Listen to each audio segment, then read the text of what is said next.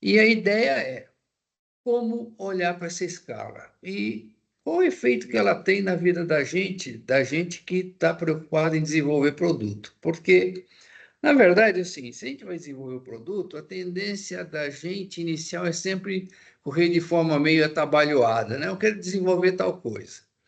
E, na verdade, o problema que se apresenta nessa história é o seguinte: como trabalhar de uma forma assim mais produtiva, porque a ideia é ser produtivo nesse processo todo, tá? Então vamos lá. O TRL é uma escala desenvolvida pela NASA na década de 70, lá por 74, 75 foi a primeira versão. Só que nessa primeira versão não tinha assim 9 níveis, tinha só 7, tá? Depois, com o tempo, a NASA mudou um pouco e passou para 9 níveis e tornou essa escala, vamos dizer assim, de uso compulsório na NASA, tá? Mas por que que a NASA fez isso? Imagina o seguinte: vocês estão, sei lá, na década de 70, 80, com missão para a Lua, por exemplo, tá? Vocês necessariamente, enquanto NASA, vocês querem trabalhar com a melhor tecnologia possível, e ao trabalhar com a melhor tecnologia possível, a gente está pensando o quê? Trabalhar, inclusive, com tecnologias que não estão totalmente desenvolvidas, com produtos que eventualmente vão usar uma tecnologia, mas o produto não está desenvolvido. Isso faz parte da história da NASA, contratar coisas que ainda não estão prontas, mas que são necessárias ao desenvolvimento tecnológico. Tanto é que tem um monte de coisa que dizem que usamos hoje, mas são coisas que nasceram de pesquisas solicitadas pela NASA, tá? Muito bem. Então, tem essa preocupação. Aí tem mais, né? Vai lá que alguém atrasa nesse processo. Vai atrasar o lançamento de uma missão espacial em um ano, onde o mundo inteiro fica sabendo que a NASA cometeu um errinho lá, alguém cometeu um erro. Alguém não. No fim das contas, é a NASA mesmo, né? Cometeu um erro e esse erro não funcionou bem a ponto de fato, atrasar em um ano o lançamento de bilhões de dólares? Não, não pode ser, tá? Tudo bem? Então vamos lá. Como nós vamos trabalhar isso? Bem, como nós vamos trabalhar? Primeiro, ter que ter uma clara motivação de tudo que nós vamos fazer, certo? Então, se nós vamos desenvolver um produto, a gente tem que ter um processo de acompanhamento do desenvolvimento do produto criterioso, não é de qualquer jeito, tá certo? Porque ou de qualquer jeito acontece o seguinte: volta e meia, a gente pega, tem que dar um passo para trás. Opa, tal coisa não foi bem estruturada. Opa, tal coisa não foi bem concebida. Então, qual que é a proposição fundamental? É acompanhar de uma forma criteriosa, verificando tudo o que tinha que ser feito para as coisas evoluírem adequadamente. E ter uma tecnologia sendo evoluída, um produto sendo evoluído, desenvolvido, tá? E economizando tempo, porque reduz o trabalho. Não que não se erre, certo? Quando a gente desenvolve coisa nova, quando inovamos, o erro faz parte do processo. Não tem como não fazer, certo? Porque se a gente faz alguma coisa que nunca tem erro nenhum, está tudo sempre certinho, tudo em ordem, a gente está desenvolvendo nada, a gente só está fazendo alguma coisa que alguém no passado já fez, né? E a gente tem o conhecimento para repetir aquilo que foi feito no passado. E tem mais, na hora que a gente começa a trabalhar em cima dessas questões, a gente observa claramente uma redução de custos, né? Por quê? Pensa bem, eu talvez já tenha comentado isso com vocês, mas a ideia básica é a seguinte: se eu simplesmente penso em, sei lá, eu tenho um milhão de reais para desenvolver um produto. Existe um estudo que disse o seguinte: se eu pego, gasto até 10% na estruturação inicial, gasto um bom tempo, um bom dinheiro para estruturar muito bem o produto, etc. e tal, eu tenho a seguinte característica: eu consigo desenvolver o produto em menos tempo do que o previsto e com custo menor. Agora, se eu gastar até 5% só, eu com certeza vou gastar mais dinheiro e vou demorar mais tempo. Então, essa estruturação inicial é fundamental. E essa estruturação é uma das coisas que ficam muito bem amarradas por TRL, tá? Agora, essa história do TRL expandiu, tá? Com o tempo se mostrou uma escala suficientemente inteligente para ser expandida para um monte de outras áreas. E uma dessas áreas, naturalmente, é a área digital. Em 70, é uma área que não era, nossa, não dá nem para comparar com o que era agora, com o que é agora, tá? Não dá para comparar mesmo, tá? Então, o que que acontece? A gente tem que mudar a forma de trabalho. Então, foi criada uma escala STRL, que é mais focada na questão do software, tá? E ela é derivada da escala TRL. Então, vejam bem, qual que é a motivação? Gente, é a mesma, tá? Não tem diferença nenhuma. A ideia é sempre a mesma. Como trabalhar adequadamente, tal sorte para reduzir tempo de desenvolvimento, custos, ter tecnologia aplicada ao equipamento e ter um equipamento minimamente inovador, porque tudo que a gente faz aqui nessa nossa equipe é algum nível de inovação a gente sempre tem, né? Porque a gente sempre faz alguma coisa nova, né? Não é aquela inovação disruptiva, não é, mas dentro de certos limites nós inovamos e é nisso que a gente quer continuar trabalhando, né? Ó, gente, eu não estou vendo vocês. Então, se vocês quiserem fazer qualquer pergunta, por favor, só chamar Coelho, tal coisa, e eu respondo, porque eu estou com um computador só, estou sem minha segunda tela, então não estou vendo que vocês estão.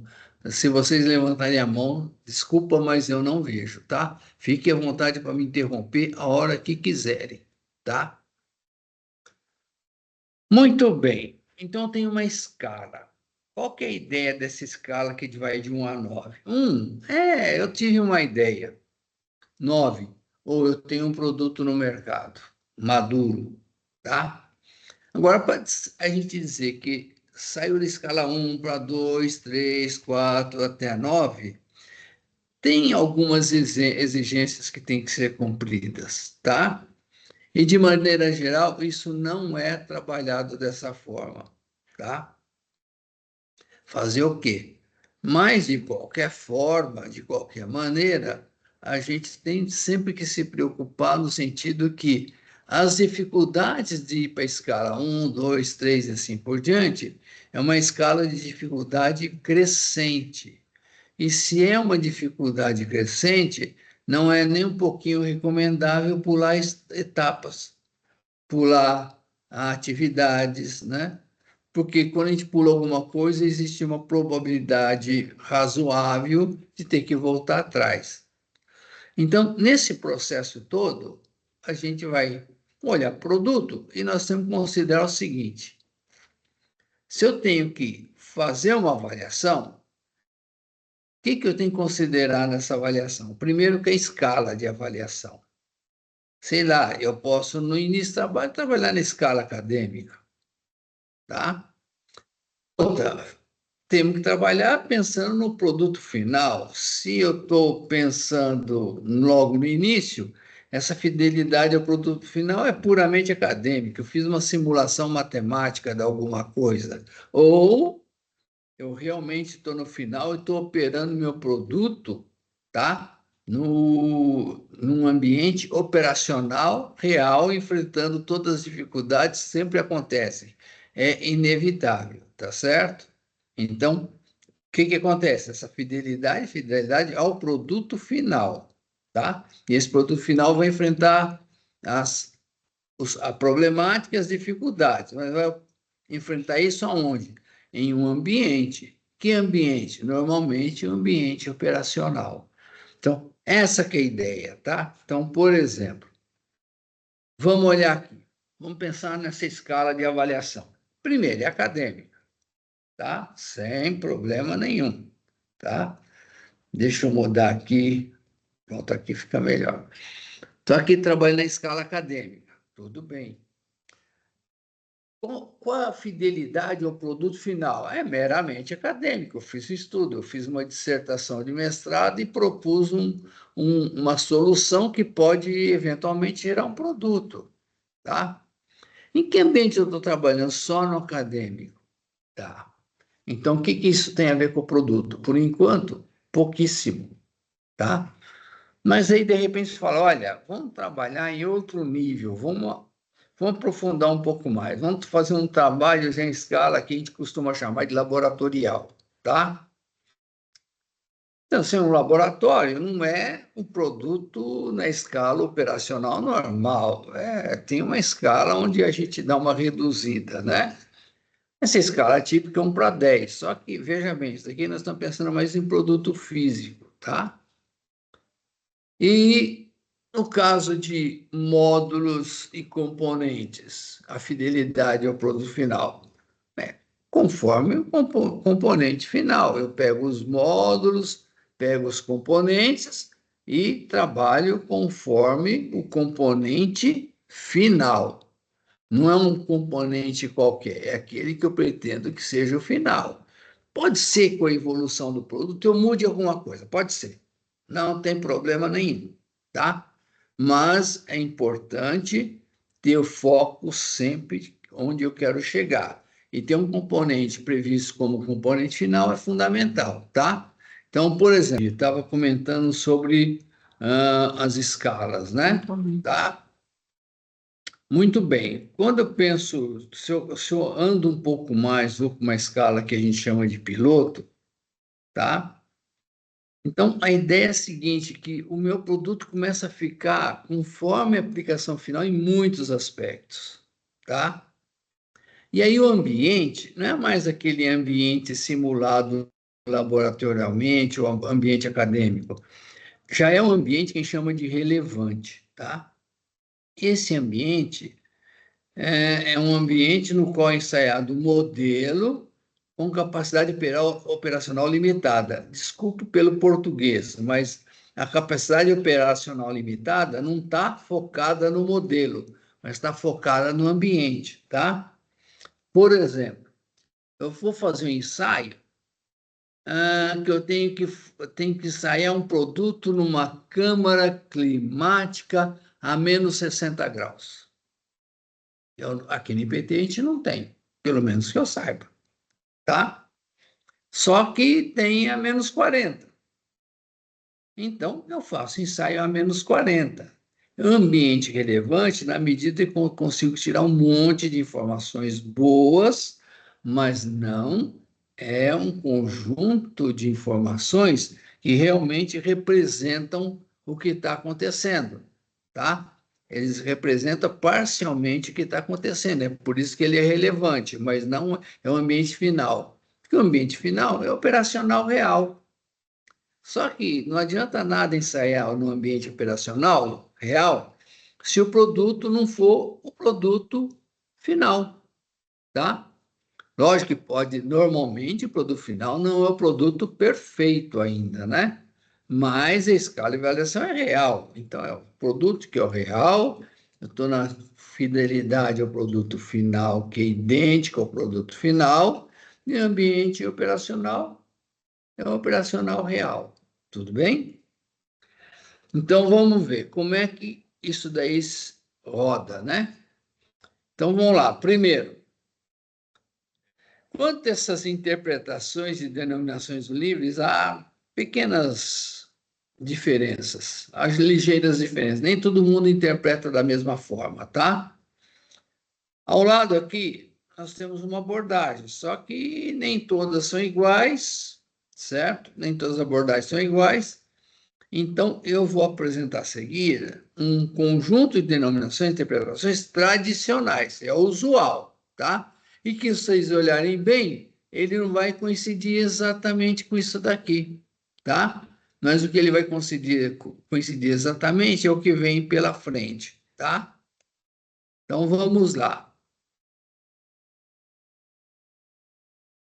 Primeiro, o nível 1. Então, aqui, normalmente, a gente apresenta TRL e o STRL, tá? Então, vamos ver. O que é o TRL nível 1? Alguém tem uma ideia, eu quero fazer tal coisa, tá?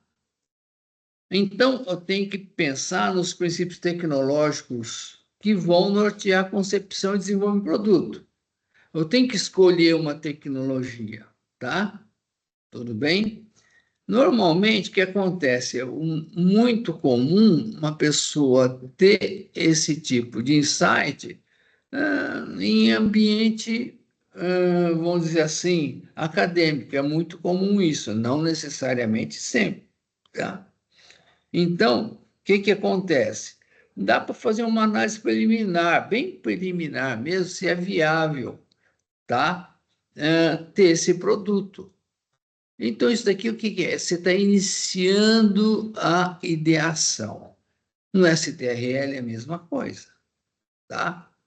Depois vem conceito, aplicação de tecnologia formulada, é o nível 2. Ah, tudo bem. O que que acontece? Você chega no nível 2, você já sabe exatamente que tecnologia você vai utilizar. Você formulou esses conceitos, tá? O produto começa a ganhar contornos melhor definidos, tendo uma descrição já detalhada de todos os seus componentes, das funcionalidades, das interfaces, tá?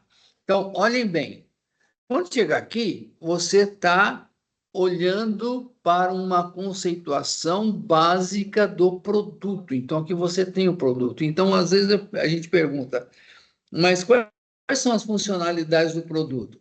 Quando estou perguntando dessas todas as funcionalidades, eu estou pensando nos TRLs 1, 2, que num se já tem uma ideação do que são as funcionalidades, no nível 2, isso daí é aprofundado, tá?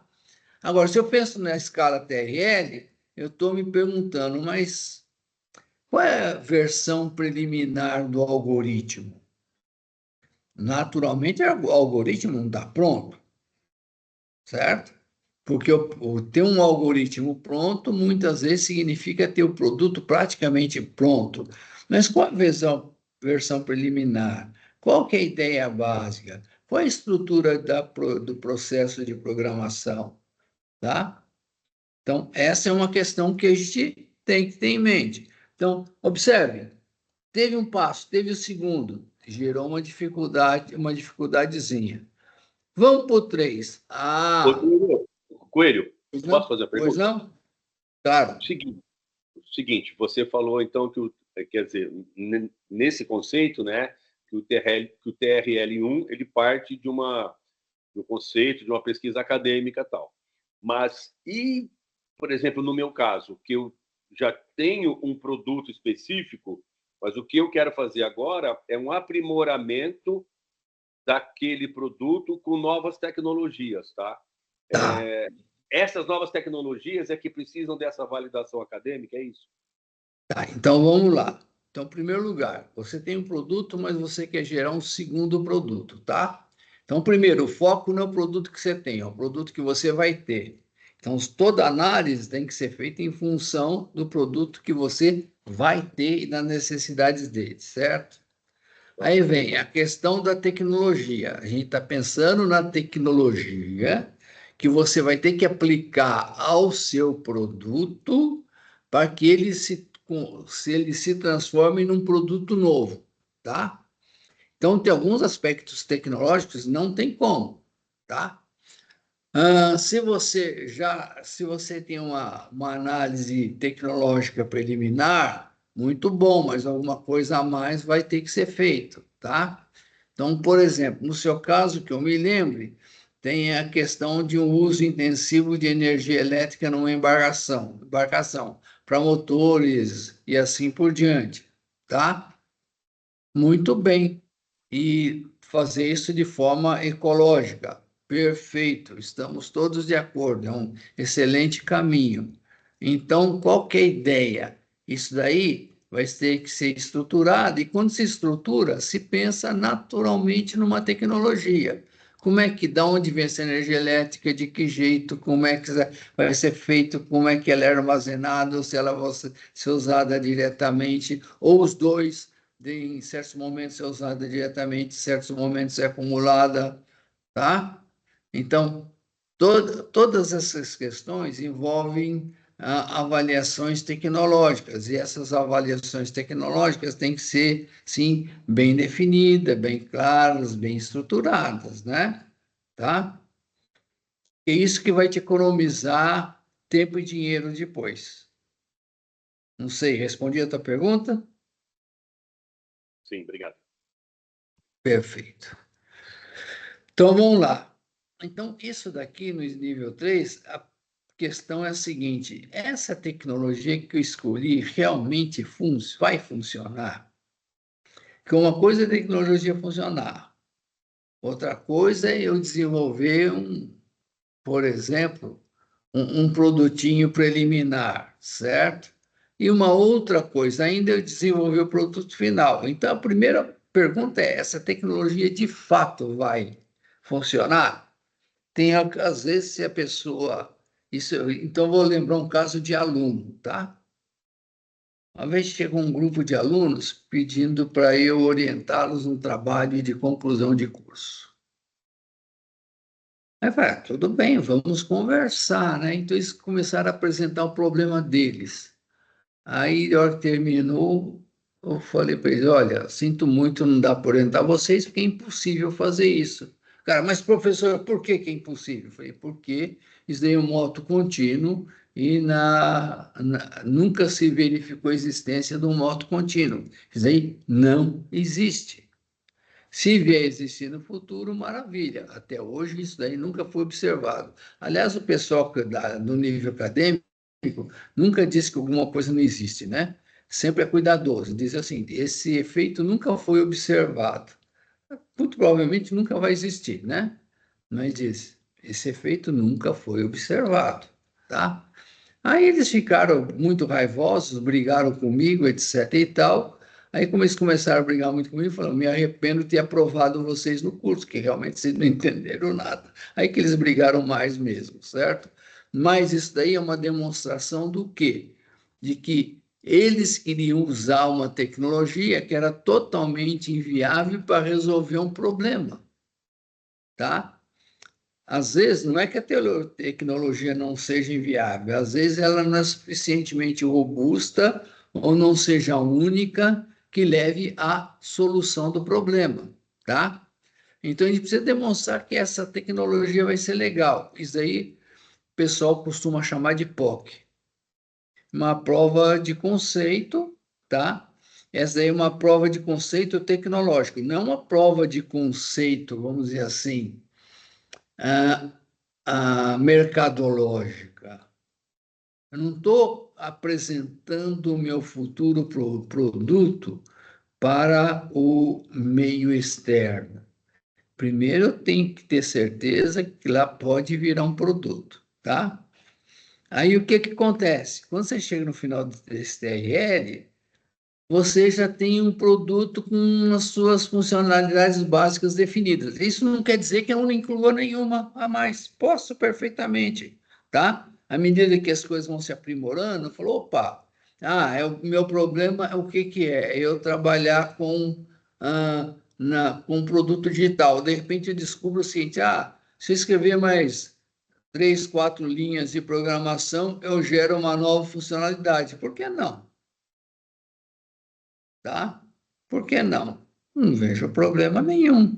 Isso daí torna o meu produto mais robusto. Tá? Essa que é a ideia.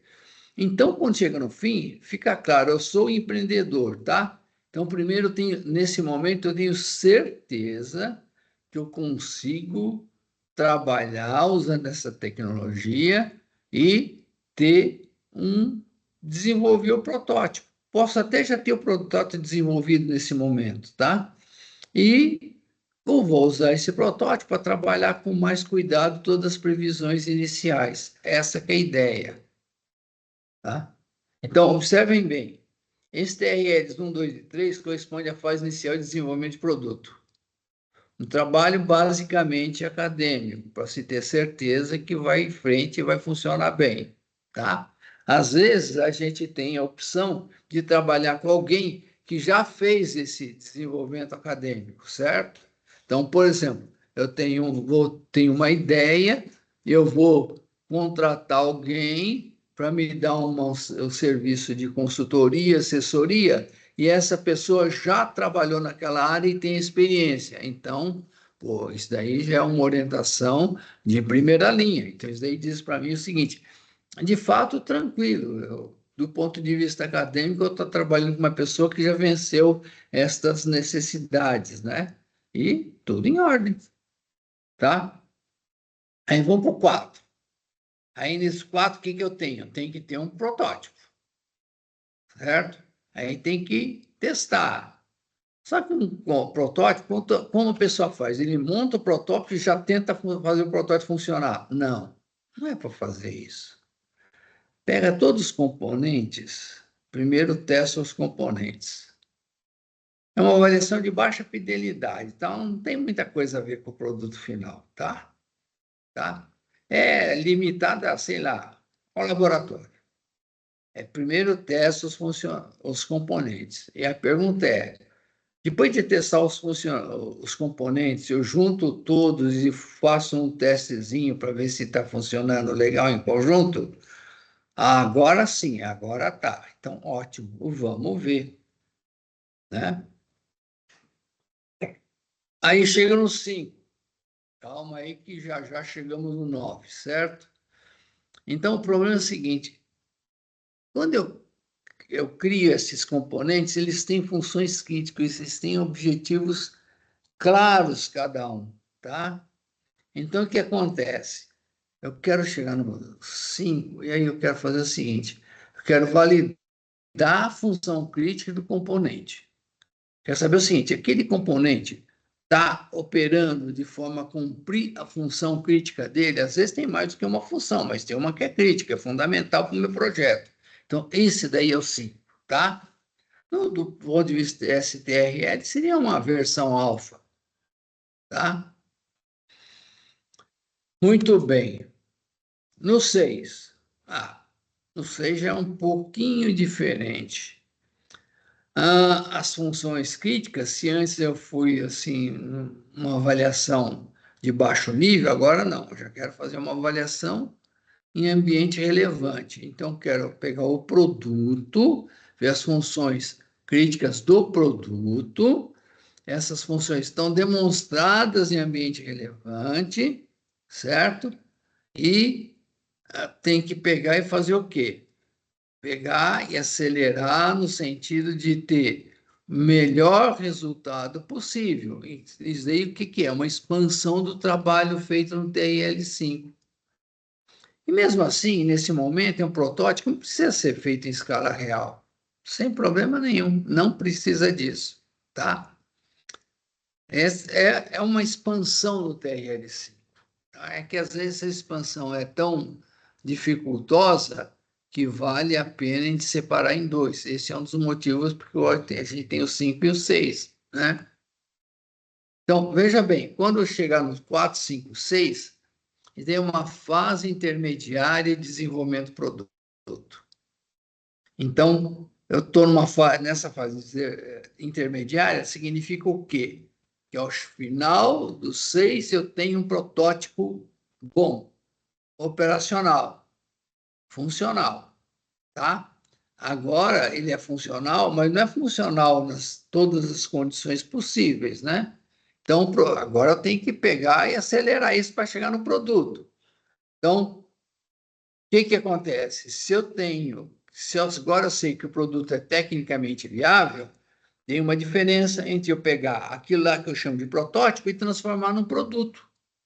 É um passo, tá? Na hora que eu dou esse passo, eu vou, por exemplo, para o nível 7. Aí, o nível 7, eu vou pegar aquele protótipo, vou começar a testar, procurando respeitar todas as limitações do ambiente operacional. De preferência no ambiente operacional, tá?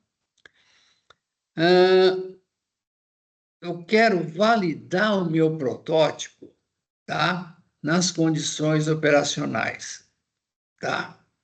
Então, o protótipo está demonstrado ao final disso daqui, tá ok?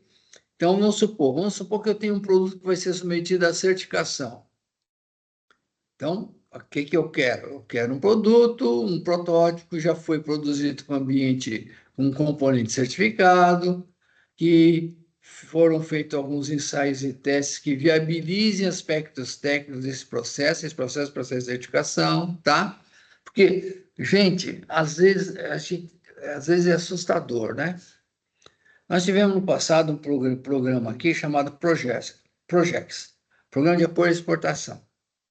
E nós trabalhamos muito na área médico-hospitalar.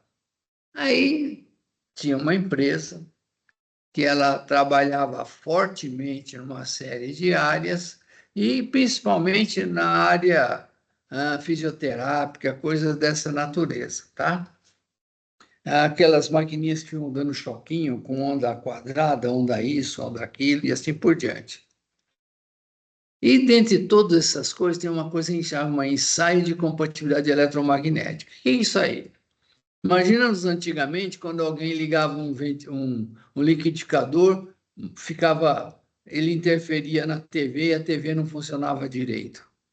E daí é um problema de ruído eletromagnético transferido por intermédio do cabo da rede elétrica, certo? Só que isso aí não pode acontecer. Então, o que acontece? Esses produtos têm que ser desenvolvidos para evitar que esse tipo de coisa aconteça. Mas não precisa ser uma interferência só por intermédio de rede elétrica, pode ser por intermédio da rede rádio, né? Afinal de contas, se a gente pensar bem, qualquer cabo num equipamento é uma antena. E aí eu crio uma onda eletromagnética que aquela antena capta e sai umas bobagens, certo? Então, existe uma necessidade de bloqueio dessas coisas. E outra, não é qualquer equipamento que pode emitir em qualquer onda, em qualquer comprimento de onda, ou em qualquer frequência, se vocês preferirem. Por exemplo, é, é impossível, não é permitido, em hipótese alguma, que um equipamento médico hospitalar, por exemplo, seja sensível ao comprimento de onda que funciona no celular. Aí eu pego simplesmente, ligo o celular e boto alguém na sala de cirúrgica, certo? Não dá. Então, o comprimento de onda de celular não pode ser utilizado por outro equipamento, tá? Da mesma forma, o comprimento de onda celular não pode ser o comprimento de onda da TV. E assim por diante. Então, esse cuidado tem que ter. Então, tudo que tiver algum componente eletrônico, certo? Principalmente de uso basicamente doméstico ou uso industrial é mais para a Europa e Estados Unidos, tá? O Brasil não se liga muito para isso, não, por enquanto, tá? Então, o que acontece? Você tem que estar preparado para enfrentar isso. Por esse motivo, quando chegar nessa fase, a gente já tem que estar pensando no futuro imediato. Depois vem para o 8. No 8, o que é? Você vai aplicar o produto. Antigamente, no 7, não era necessariamente produto. Se possível, produto, tá? Mas quando chega no 8, tem que ser o produto. Não tem como, tá? Aí no produto, o que acontece? Só que você colocar no ambiente operacional, sempre dá problema. Não importa se é um produto físico, se é um produto digital, não importa, tá? Mas quando chega no 8, o que que acontece? Você tem que qualificar o produto, tá? Então, você, que é o desenvolvedor do produto, tem que ver todos os problemas que tem e resolvendo, tá? Então, o que que acontece? Quando chega no final do TRL8, os problemas foram resolvidos, pelo menos os que apareceram, tá? O desenvolvedor tem que estar satisfeito com os resultados que ele teve e o cliente também tem que estar satisfeito, ou seja, o desenvolvedor e o cliente tem que dizer o seguinte: olha, tá bom o produto, eu aceito. E muitas vezes nessa situação, uma situação em que dá para ter já o processo de comercialização fechado. Só que não dá para dizer que o produto está maduro, entende, gente? É o comecinho. E todo produto não para no começo. Todo produto apresenta problemas depois. Tanto é que tem muita gente que vai, vou comprar um carro zero. Vai ser lançado um novo modelo no final desse ano, agora. Então, no meio do ano que vem eu compro. Por quê? Porque vai dar um pepino daqui, outro dali. Quando eu for comprar, já tem um carro, um produto mais maduro, tá certo? E como é que eu chego no produto mais maduro? No TRL9, tá? Então, o que acontece no TRL9? O produto foi, foi atendido, foi aprovado no ambiente operacional, tanto pelo usuário como fornecedor. Está todo mundo de acordo e não é só um usuário, não, tá? Outro, o empreendedor está seguro que ele pode escalar a produção com segurança. Então, ele pode ir atrás de financiamento, disso, daquilo, para a produção. Tá? Não que não tenha buscado financiamento antes, deve, inclusive, certo? E aí, hora que chegou no TRL9 e o produto está maduro, terminou o desenvolvimento. Então, observe que foi uma sequência de dificuldades crescentes para chegar no produto final. E isso daí não é rápido nem imediato, né? Tem que ser bem trabalhado, tá? Então, olhem bem isso aqui como funciona. Acho que imagino praticamente todos vocês já ouviram falar em Vale da Morte, né? Tá? Então, aqui eu estou falando Vale da Morte tecnológico, né? O começo do desenvolvimento do produto, que vai ter o nível 3, às vezes 4, tá? A gente está falando uma coisa que envolve governo e universidade. Só que a universidade, o governo, vai ter uma parte. Hoje tem uma tendência em ir mais para frente. Por outro lado, quando chega do 3 ao 6, assim, é um pouco mais, você está desenvolvendo tecnologia. Então, quando chega no 6, o que acontece? Você chegou naquele protótipo que funciona legal. E aí você tem certeza que você pode desenvolver o produto. Na hora que você pode desenvolver o produto, aí o setor privado entra forte, porque desenvolver o produto é caro também. E aí tem uma fase intermediária aqui que se costuma apelidar de Vale da Morte, porque aí tem pouca possibilidade de desenvolvimento, de fazer tudo o que tem que ser feito, fazer todos os ensaios, todos os trabalhos, é preciso consultoria, etc. e tal. E aí é uma fase que é cara, e são poucas as startups que conseguem passar por esse caminho, tá? Então, na verdade, é o seguinte: o que se pretende? Se pretende que as startups aproveitem tudo que puderem aproveitar para andar o melhor possível em cima desse caminho, tá?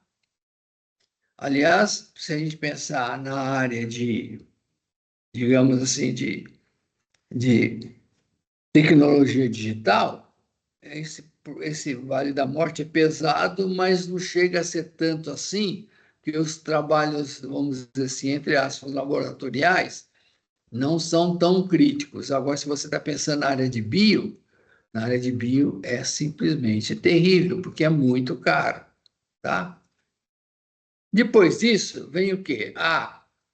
Como é que nós vamos trabalhar em cima disso? Nosso OpenTech ficou com as letrinhas erradas aqui, mas tudo bem. Esse daqui fui eu. Então, como que nós vamos avaliar o nível TRL? A gente avalia o nível TRL de que jeito? Por intermédio de uma série de questões que fazem parte daquele diagnóstico maturidade empresarial. Então, o que acontece? Isso aqui é uma coisa assim bem típica, né? TRL1 100%. Eu satisfiz TRL1. 2, 100, 3, 100, 4, 100, 5. Aí já não deu. Faltou 6, faltou mais ainda. 7, 8 e 9, não fiz nada. Tá? Então, o que a gente quer? A gente quer de vocês que essa figura, certo? Esse diagrama tipo radar, esteja todo mundo no 100% em todos os TRLs. Se tiver todos os TRLs em 100%, significa o quê? No 9, vocês estão com o produto maduro. Essa que é o nosso objetivo, tá? Então, no fim das contas, praticamente, vale do que essa avaliação? Bom, primeiro tem as avaliações, né? Primeira avaliação tem o que a Mari colocou logo no começo, né? Se vocês forem em busca de informação, dinheiro, tipo FINEP, FAPESP, ou seja lá o que for, Embrapi, então é importante declarar um TRL da melhor forma possível, real, porque esse pessoal não vai dar dinheiro para quem está no early stage, certo? Se você está no TRL2, muito dificilmente você conhece investimento.